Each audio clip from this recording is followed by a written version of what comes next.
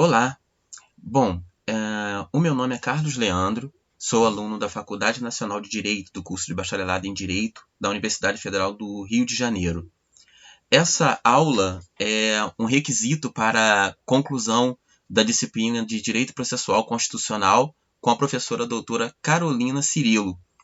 E nessa aula a gente vai tratar de uma das ações de tutela coletiva, que é a ação civil pública, né? Então a gente vai falar um pouco sobre a ação civil pública nos próximos minutos. Bom, então, nosso objeto, né, da nossa aula, ação coletiva, ação civil pública, e sem mais delongas, né, o que seria, né, como a doutrina define, né, a ação civil pública? Bom, a gente pode, de acordo com os conceitos apresentados pelos diversos doutrinadores, a gente pode afirmar que a doutrina é um instrumento processual, né, um instrumento de processo coletivo de defesa de direitos difusos, de direitos coletivos e também de direitos individuais homogêneos. A ação civil pública, né, ela é um instrumento processual para prevenir, mas também para reprimir eventuais danos, tanto patrimoniais quanto morais, a esses direitos difusos, coletivos e individuais homogêneos. A ação civil pública ela está prevista na Constituição Federal, no artigo 129, inciso 3, exatamente nas disposições que tratam da função institucional do Ministério Público. Bom, a ação civil pública ela também está regulamentada pela Lei Federal número 7347, de 1985, né, que nós chamaremos nessa aula de LACP, Lei de Ação Civil Pública, mas a ação civil pública também ela é regulamentada, né, de forma subsidiária pelas disposições do Código de Processo Civil de 2015, né, segundo disposições do próprio artigo 19, né, da LACP, e também do Código de Defesa do Consumidor. O Código de Defesa do Consumidor também estabelece algumas orientações que se aplicam, né, à ação civil pública. Bom, a ação civil pública, né, ela não pode, regra geral, ser utilizada para tutelar direitos e interesses disponíveis. Essa é a regra, né? E muito menos para direitos propriamente privados. Então, a ação civil pública, repito, ela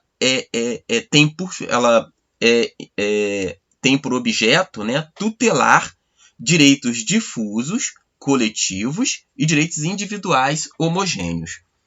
Bom, o Ministério Público, né, ele é um órgão que possui, né, legitimidade para defender esses direitos individuais homogêneos, né? Mas em toda e qualquer hipótese, bom, se os direitos individuais homogêneos são indisponíveis, né, aí nessa situação o MP ele já possui a legitimidade para propor uma ação civil pública, né, na defesa desses direitos, como dispõe a própria legislação, né, a Lei 7347, que regulamenta a ação civil pública. E a segunda hipótese é quando se tratar de direitos disponíveis, né? Se se tratar de direito disponível, o MP ele poderá ingressar com uma ação civil pública para que envolvam, né, esses direitos individuais disponíveis. Bom, nesse caso, a jurisprudência, né, e a doutrina colocam que o MP ele até pode propor uma ação civil pública que envolva direito individual disponível se esses interesses individuais tiverem relevância, tiverem interesse social, né? Ou seja, existem direitos, né, que, embora sejam individuais, né, quando analisados em seu conjunto, eles transcendem a esfera do interesse puramente particular, puramente individual. Né? Ele passa a representar, né, interesses de uma comunidade. Né? Então, ele passa a ser um interesse individual que se qualifica como um interesse social, como um interesse relevante para a sociedade. E aí, nesse caso, né, o Ministério Público ele tem a prerrogativa, né, a legitimidade para tutelar esses direitos. Né? Ele não vai agir aí, nesse caso, né, como sendo um tutor daquele indivíduo, mas sim da coletividade cujo interesse é afetado naquele caso particular. Muito bem. Bom, o Código de Defesa do Consumidor, né, ele coloca o seguinte, bom, como a gente sabe, né, como a gente acabou de falar, a ação civil pública, né, ela busca tutelar direitos, né, eventuais direitos coletivos, difusos, né, individuais homogêneos que, porventura, tenham sido objeto de lesão por uma pessoa física ou jurídica. Mas o que seria, né, o que seriam esses direitos difusos, coletivos, né, ou individuais homogêneos? O artigo 81, parágrafo único e seus incisos do Código de Defesa do Consumidor, ele traz a definição do que seriam os interesses ou direitos difusos, coletivos e também os individuais homogêneos. Vamos ver o que diz o Código de Defesa do Consumidor. Ele coloca o seguinte, né, no artigo 81, parágrafo único. A defesa coletiva será exercida quando se tratar de interesses ou direitos difusos, assim entendidos, para efeitos deste Código, os transindividuais de natureza indivisível, de que sejam titulares pessoas indeterminadas e ligadas por circunstância do fato. Então, o que caracteriza, né, um direito difuso é o fato de os seus titulares serem indeterminados. Né? E aí, nesse caso, para proteger esse direito, né, para afastar eventual lesão a esse direito, é cabível uma ação civil pública. Um exemplo, né, de um direito difuso que seria considerado indivisível é o patrimônio cultural, o direito ao patrimônio cultural. Né? Não se sabe, não é possível determinar quem é o indivíduo específico, né, que é o titular daquele direito, porque o titular é um grupo de indivíduos indeterminado ou indeterminável, né, toda uma comunidade, enfim, né, indeterminável o número de indivíduos. Por isso, né, é considerado um interesse difuso. Já os interesses e os direitos coletivos, né, segundo o inciso 2 do parágrafo único do artigo 81, são aqueles direitos que são transindividuais, né, também de natureza indivisível, de que seja titular um grupo, uma categoria ou uma classe de pessoas ligadas entre si com a parte contrária por uma relação jurídica. Bom, então aqui o direito ele continua sendo coletivo, ele não perde a característica de coletividade, né, de transindividualidade, de invisibilidade, né? Só que essa indivisibilidade ela diz respeito a um grupo de indivíduos, a um grupo de pessoas que possuem aquele direito. Um exemplo é uma categoria de servidores públicos, né? Uma categoria dos professores, né? Da Secretaria de Educação de um determinado município. Aquela categoria de profissionais ela pode ter um direito seu, né, coletivo, pode ser que um direito seu seja objeto de lesão por um ato do Poder Executivo. E aí, nesse caso, caberia uma ação civil pública para tutelar, né, para proteger esse direito e afastar a eventual lesão. Já os interesses ou direitos individuais homogêneos, né, são aqueles de origem comum, ou seja, aqueles que pertencem a qualquer pessoa. Né? Então, qualquer pessoa poderia ingressar com uma ação, né, buscando a proteção daquele direito. Mas como ele ultrapassa a esfera daquele indivíduo e ela alcança, né, um número maior de pessoas, porque é um direito que é comum a várias pessoas, né, ele pode ser tutelado por meio de uma ação civil pública. Exemplo é o direito à saúde.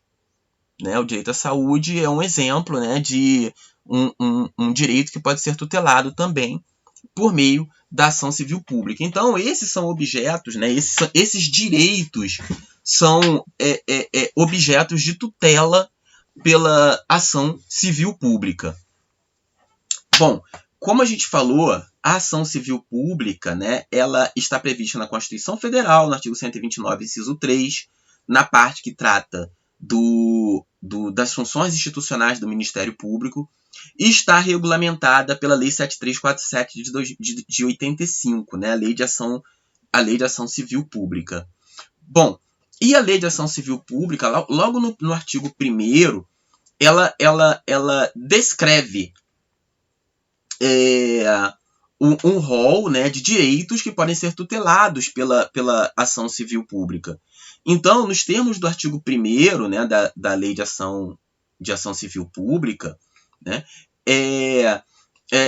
as disposições dessa lei, sem prejuízo da ação popular, que é uma outra ação, né, as ações de responsabilidade por danos morais e patrimoniais causados ao meio ambiente, inciso 1, ao consumo, aos bens e direitos de valor artístico, estético, turístico e paisagístico, a qualquer outro interesse difuso ou coletivo,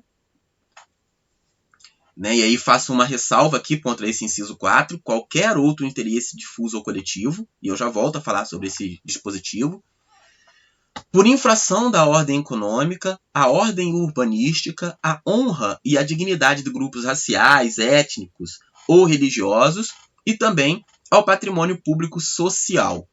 Bom,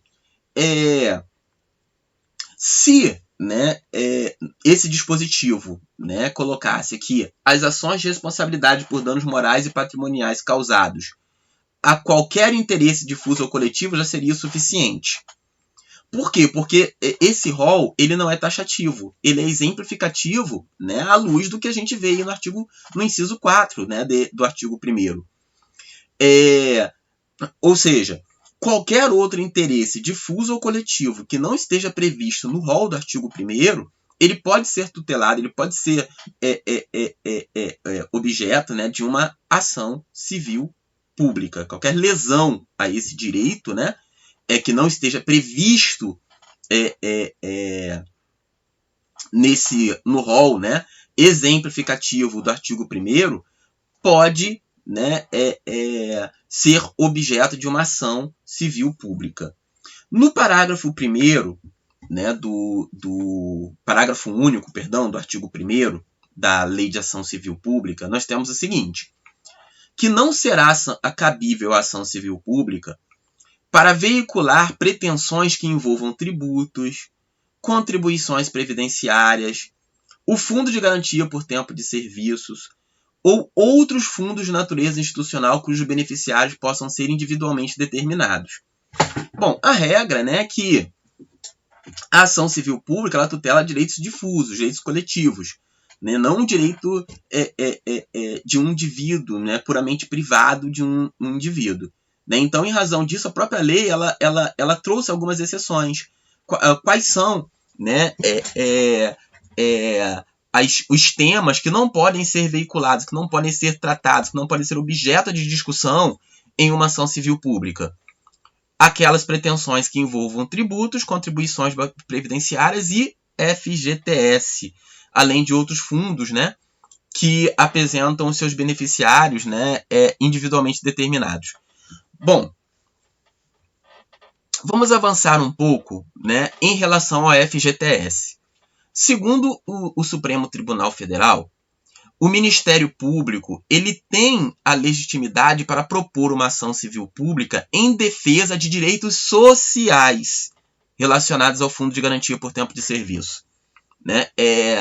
Ou seja, muito embora o parágrafo único do artigo 1º exclua o FGTS, né, ou possível lesão a um direito relacionado ao FGTS, né, dos possíveis objetos da ação civil pública, o STF entende que, olha, se for um direito social relacionado ao Fundo de Garantia de Tempo de Serviço, né, relacionado ao FGTS, o Ministério Público pode sim, né, interpor, né, propor uma ação civil pública para defender esses direitos sociais relacionados ao FGTS. Ah, mas por que isso? Né, pelo seguinte, porque, segundo a interpretação doutrinária, né, essa previsão do parágrafo único do artigo 1º é apenas para evitar, né, que a ação civil pública ela seja vulgarizada. né, que sejam propostas, né, a CPIs a fim de discutir simples movimentações de FGTS, saques em contas, né, de fundos. Então, para evitar que uma ação civil pública ela seja interposta, né, seja proposta para defender interesses que sejam meramente privados, né, direito de saque, direito de simples movimentação, né, é que a Lei 7347 trouxe esse dispositivo. Entretanto, coloca a doutrina que em um contexto mais amplo, que envolvam interesses sociais qualificados, né, ainda que sejam direitos individuais homogêneos, o Ministério Público ele pode propor ação civil pública, né, nessas situações, desde que aquela ação, né, ela envolva relevante interesse social, né? E aí, em razão disso, é possível sim, né, discutir por meio de uma ação civil pública direitos sociais relativos ao FGTS. Bom, existem várias decisões do STF nesse sentido, né, que permite que o Ministério Público, né, tenha legitimidade para propor uma ação civil pública quando envolver esses direitos individuais homogêneos, né? Eu coloquei alguns exemplos aí, mas existem outros. Interesse previdenciário de trabalhadores rurais, né? Aquisição de imóveis em loteamentos irregulares, também, né? O Ministério Público foi reconhecida a legitimidade do Ministério Público para propor a ação civil pública nessa ação, nesse caso específico, e também para contratos vinculados ao sistema financeiro de habitação. Então, nós temos diversas hipóteses em que o STF ele já reconheceu a legitimidade do Ministério Público, né, para discutir esses direitos individuais homogêneos, né, ainda né, que inicialmente envolvesse somente interesses de um grupo, de um particular, né, mas sempre lembrando que se aquele objeto, o objeto da discussão da ação civil pública, ultrapassar, né, a esfera do direito, do interesse daquele indivíduo e alcançar uma coletividade, alcançar um grupo maior de pessoas, aí sim esse direito passa a ser qualificado como sendo um direito coletivo, um direito difuso, um direito transindividual. E aí sim o Ministério Público poderá, né, tem legitimidade reconhecida pelo STF, né, para discutir esses direitos, né, por meio de uma ação civil pública. Bom,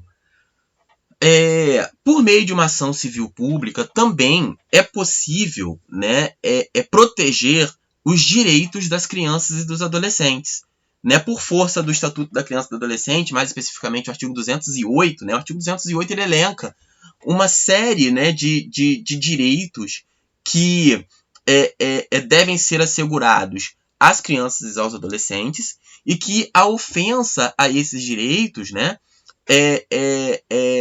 podem ser objeto de uma ação, né, uma ação pública com a finalidade de responsabilizar aqueles atores que eventualmente tenham apresentado uma conduta de lesão a esses direitos da criança e do adolescente.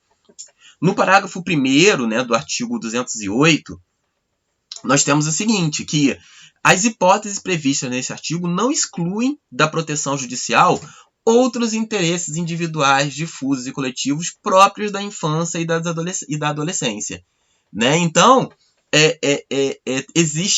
existem, né, elencados no artigo 208 uma série de direitos, como, por exemplo, direito à educação, direito à saúde, direito à proteção à família, assistência social, né?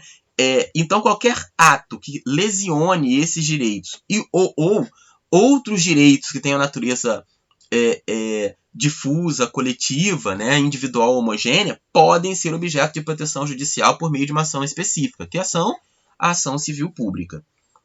O mesmo raciocínio a gente vai encontrar no Estatuto do Idoso, que é na Lei 10.741 de 2003.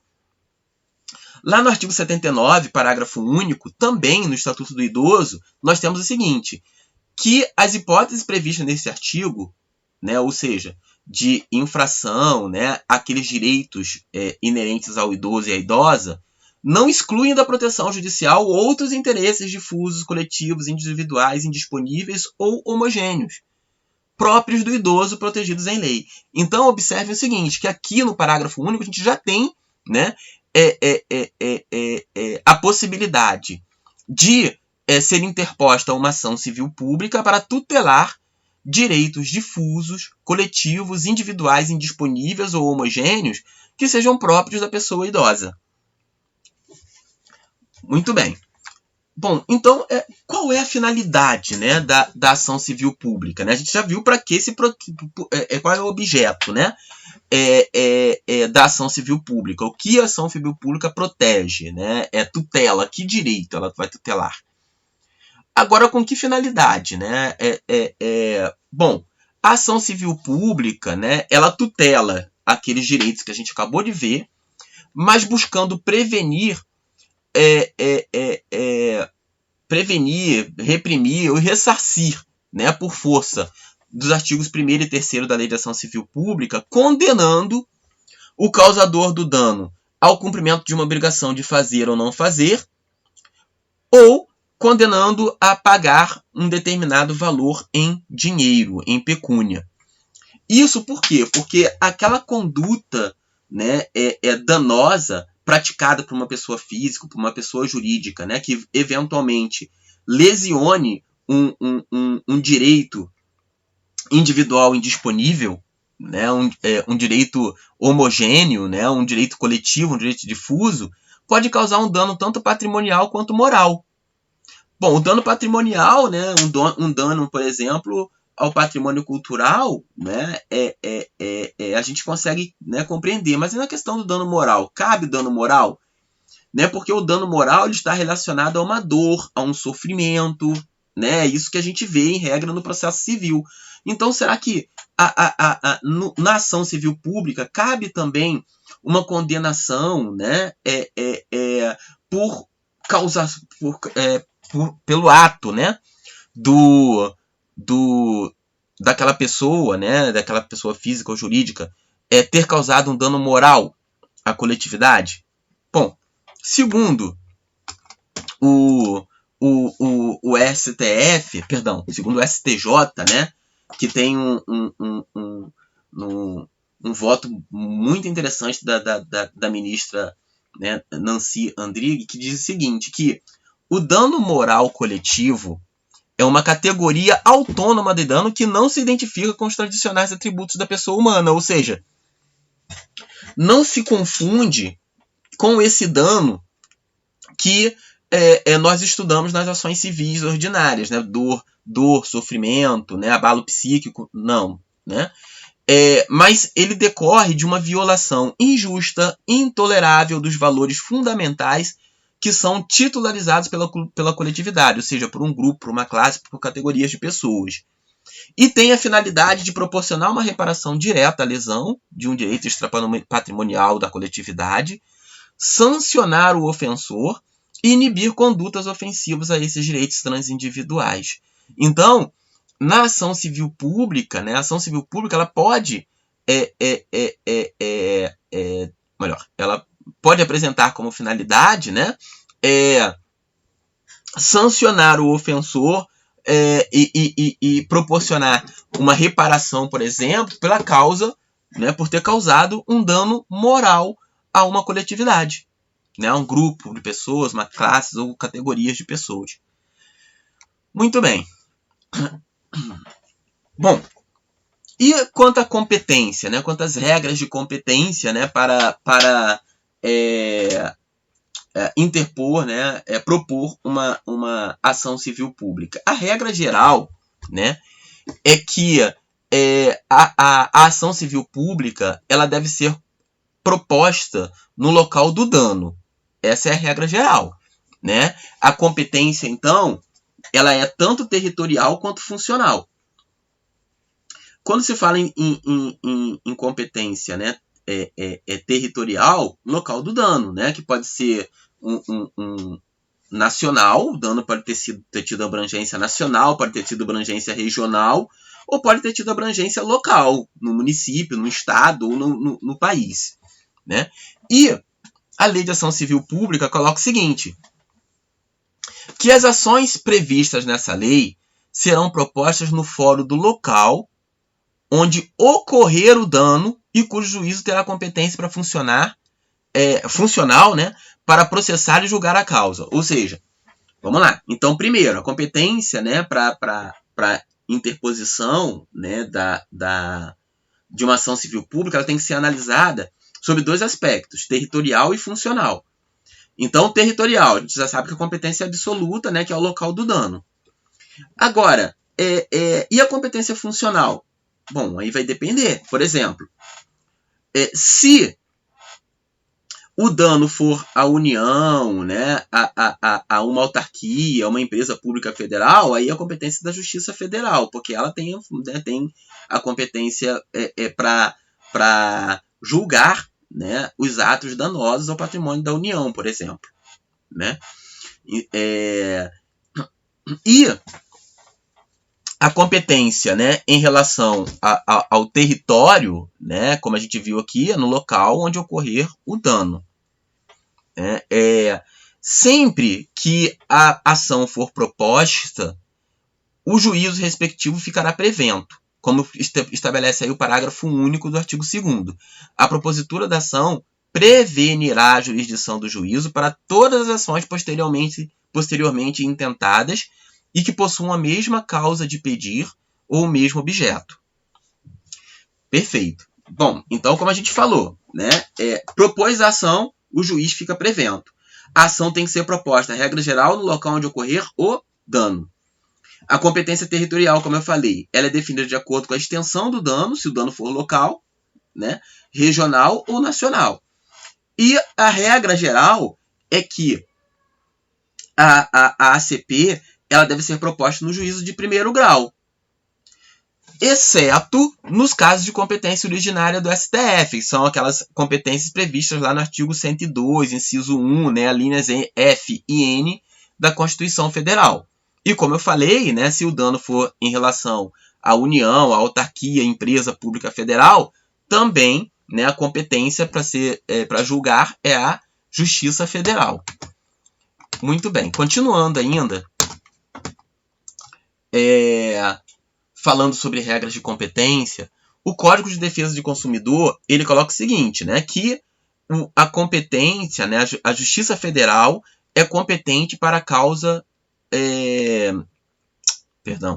ressalvada a competência da Justiça Federal, é competente para a causa local, no foro do lugar onde ocorreu ou deva ocorrer o dano quando de âmbito local. Então, se é no município, né, onde deve ser proposta aquela ação civil pública? No foro do lugar onde ocorreu o dano, naquele município, no foro daquele município. Agora, para os danos, né, de âmbito nacional ou regional, aplica-se as regras do Código de Processo Civil aos casos de competência concorrente, e essa ação ela vai ser proposta ou no foro da capital do estado ou no Distrito Federal. E se o dano, né, ele é regional, mas alcançou o território de mais de um estado? Como fica essa questão? Bom, aí será competente, né, para julgar aquela ação aquele juiz, né, em que a ação for apresentada primeiro, aquele que primeiro se manifestar, né, na ação civil pública, né, onde ela foi interposta primeiro. Mas por quê? Né? Porque, como a gente viu, né, pelo parágrafo único, a propositura da ação prevenirá a jurisdição. Então, se a ação, né, o dano, né, envolve mais de um estado do Rio de Janeiro e de Minas, e ela foi proposta primeiro em Minas, o juízo de Minas fica prevento, né, para aquelas ações que envolvam o mesmo objeto, né, que tem o mesmo conteúdo. Muito bem. Então, visto então as regras de competência, ainda continuando aqui, né, nas regras de competência, né? como a gente falou, a ACP ela tem que ser proposta, regra geral, no local do dano, né? A competência ela é funcional e territorial.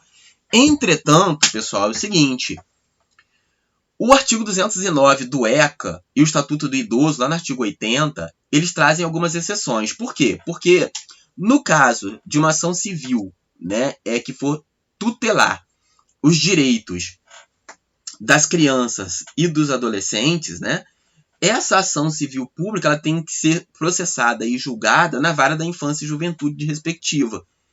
E no caso do idoso, no foro do domicílio do idoso, né, por força do artigo 80 do Estatuto do Idoso. Né? Então, são algumas exceções que a gente tem aí, né, que são específicas para os direitos difusos, né, coletivos desse grupo de indivíduos. Na lei de ação civil pública, né, como ela é uma lei de tutela coletiva, né, qual é a finalidade, né, de uma lei de tutela coletiva? É evitar, por exemplo, né, dentre outras finalidades que a gente acabou de ver, né, evitar que ocorram multiplicidades de ações em relação ao mesmo objeto, que se tenha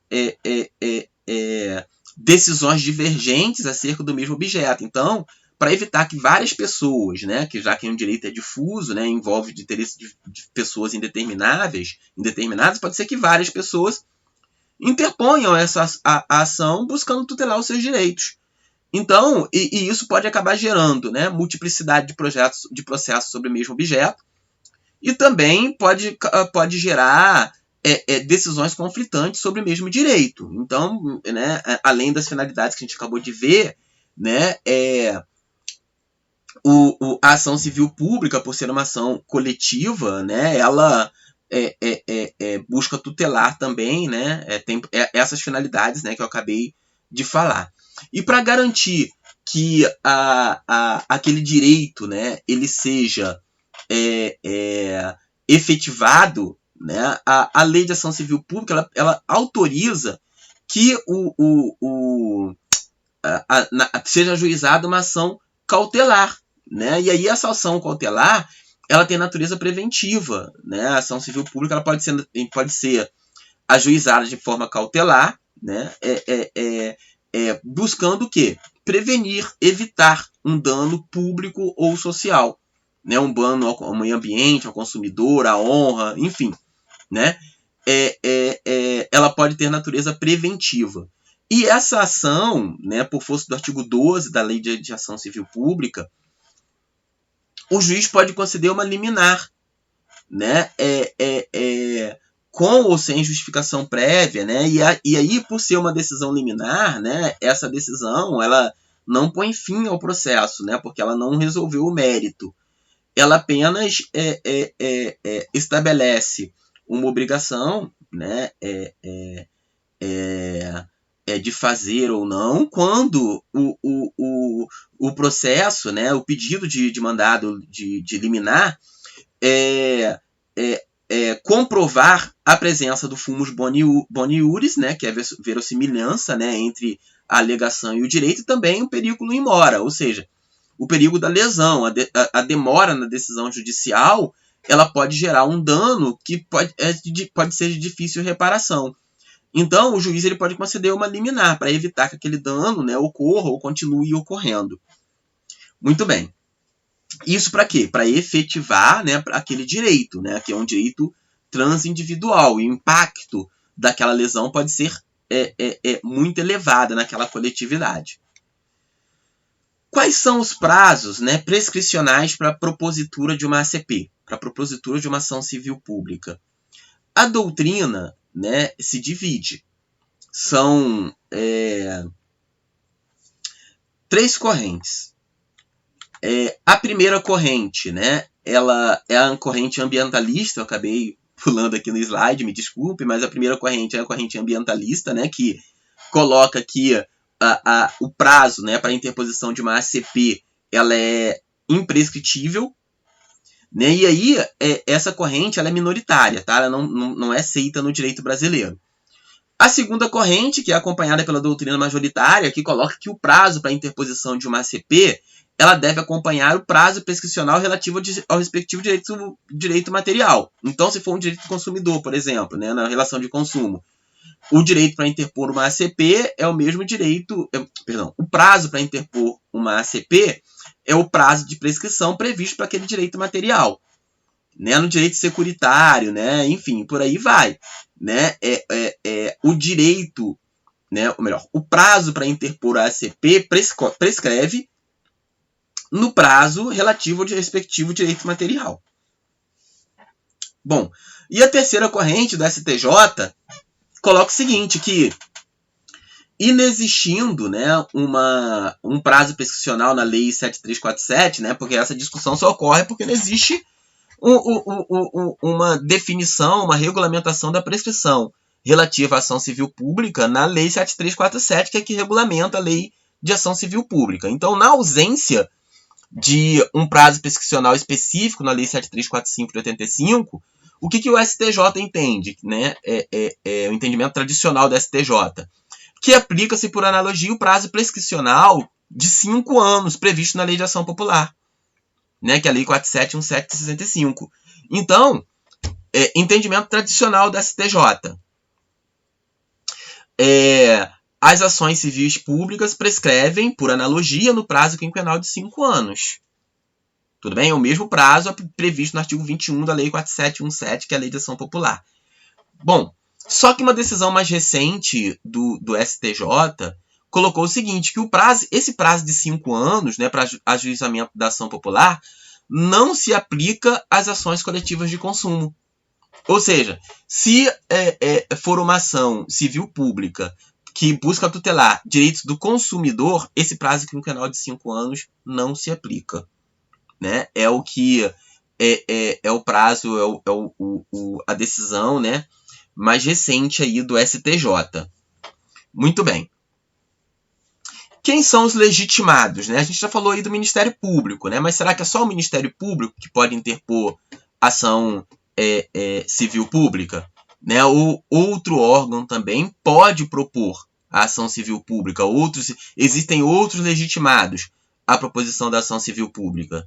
Bom, esse é o que a gente vai ver a gente vai discutir esse ponto a partir do próximo bloco, me desculpem, tá bem?